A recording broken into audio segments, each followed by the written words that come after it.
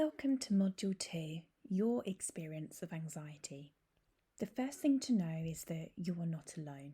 So many people are experiencing anxiety, panic, stress. It's a normal feeling and one that we can really get caught up with. It's very powerful and can really take control. So anxiety is developed from how our brain has evolved through our genes and through our own experiences. What we may know as that nature and nurture debate. We need to know what understanding and skills we may have missed out on. This is not about blame, but it's about realising we don't always get taught all the skills that we need to deal with our tricky brains, where they're full of emotions and experiences, and where you taught how your brain works, and where you responded to in helpful ways. And where you taught enough coping skills. What happens is that we develop those first line defence and coping strategies, those go-to and practice responses. And we repeat them and repeat them and repeat them until they become a normal part of how we cope with difficult emotions, experiences and thoughts. One such coping strategy is avoidance. This is the attempt not to feel discomfort by the avoidance of places, people, sensations, thoughts and feelings. Another defence strategy is seeking control. So this is taking actions to feel safe and prepared for anything. So excess planning and organisation, imagining every possible scenario. For example, checking for any symptoms in your body. Reassurance seeking, and overthinking to find solutions. This is where uncertainty and lack of control is difficult to tolerate. So we like to rely on our thinking mind, where we want problems to be fixed or to be completely certain and within our control. Have your attempts really worked? If a thought or feeling is uncomfortable, it's natural to want to stop it. But it's a temporary solution for any short-term relief. In the task sheet, there's an exercise to help you explore the short-term pros and cons of your current strategies versus the longer-term pros and cons. This is helpful not only because it's useful to be aware why you respond in the way you do, but also to really know what the consequences are. This in turn develops greater motivation towards a willingness to try a different approach.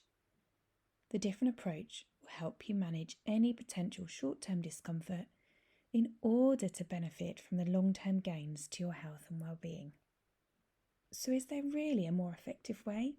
Yes, by learning skills in experiencing all of your thoughts and feelings as safe, you are free to live your life and deal with whatever comes your way. So how do you recognise your anxiety? Do you experience it through your body, through your thoughts, your feelings, your responses, or all of them? Because we experience anxiety in quite a complex way. The body holds anxiety.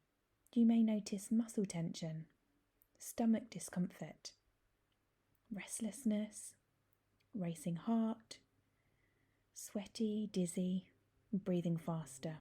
So think about what you experience. Because the body is a really good way to create a sense of calm. We can shift our state through our body. It's one of the most essential skills for when we're feeling overwhelmed. So think about how your body feels when it's calm. Our muscles need to be relaxed. We need to be able to sit still, feel restful, steady our breathing, and be able to focus our attention more on the here and now. Now, our thoughts can feel a really powerful trigger. Do you get caught up with your thoughts, where it's hard to let certain thoughts go? We can feel lost in our heads, constantly drifting off and following the thoughts about our plans for that day, worries about tomorrow, regret or concern about past events, worries about other people? Do you miss out on positive thoughts, feelings, and experiences in the present? Think about what you experience. Because our thoughts are another way to create calm. We can't stop a thought, but we can respond differently. One of the steps is to be aware of your thoughts. Be able to step back from thoughts and control your focus onto what is most helpful. You can engage then in the present, feeling more joy in the here and now. So think about when you're calm and how you think differently in these moments. And our feelings. Anxiety and stress can feel uncomfortable, but it's important to understand our feelings. We can't just get rid of them. And sometimes it's hard to even name what we're feeling. Can you name and identify your feelings? Especially as they can be mixed, contradictory and confusing. Do you treat uncomfortable feelings as a threat that you need to get rid of? Can feelings really drain you of energy? Does those distressing feelings take over? Think about what you experience.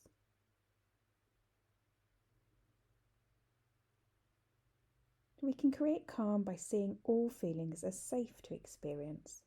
Some feelings are uncomfortable, but feelings can help guide you to meeting your needs. For example, if we're feeling sad, maybe it's telling us that we need to take some time out or talk to someone.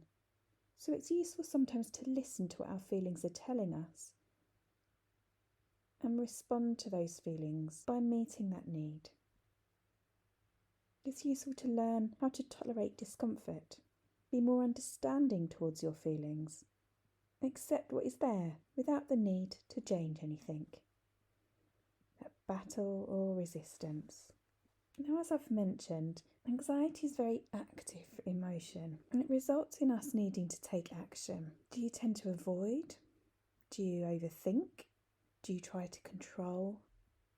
Do you rely on others?